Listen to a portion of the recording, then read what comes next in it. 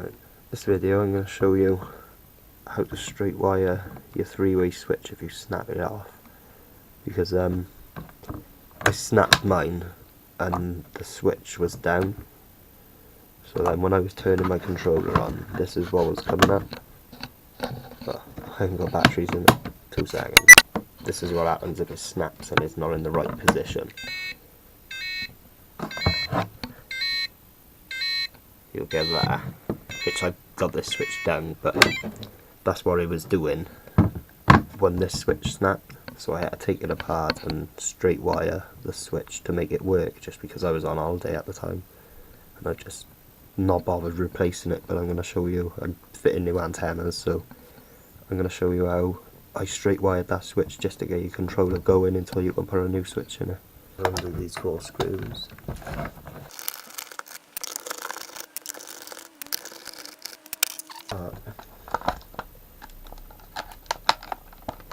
If I get the handle bit,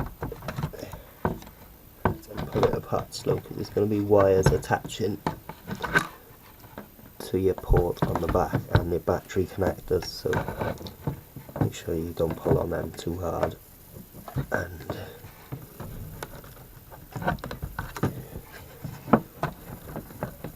find it easier just to disconnect these. Then you can take the back strip to fix the switch. You've got a white wire that's going to this switch, what's missing. You've got a yellow wire that's going there, and a green wire.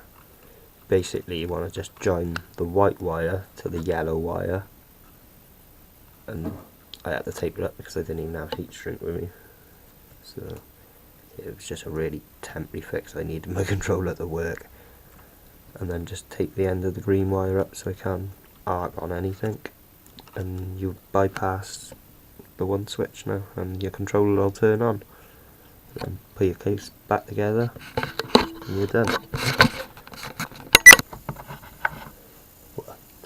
The fake antenna.